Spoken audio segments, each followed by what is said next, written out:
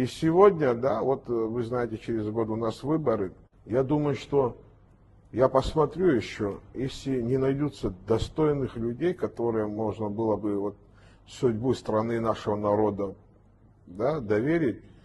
У меня есть люди, которые готовы, говорят, там вот мы рядом встанем, там Валерьевич, давайте, мы все-таки, нам нужен тот человек, там вот такого вашего плана, вашего характера, который свой народ любит, свою страну.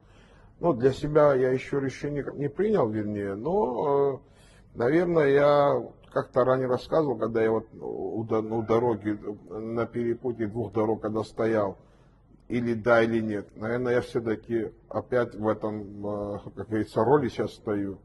Вот как я сам увижу это, да, вот, наверное, так я и поступлю.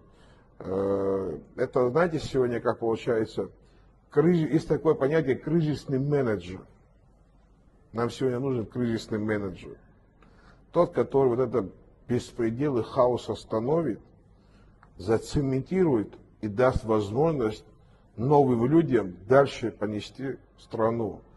Наверное, может быть, вот в этой роли, наверное, я и подошел бы сегодня. Вот то состояние сегодня страны, в котором мы сегодня находимся, это, я считаю, что это критическое.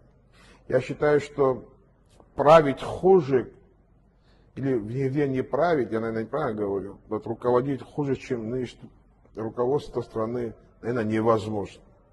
Вот хуже править невозможно. То есть это все в сравнении. Теперь я понимаю, насколько я был бы, или наша команда была бы успешнее, чем нынешнее руководство.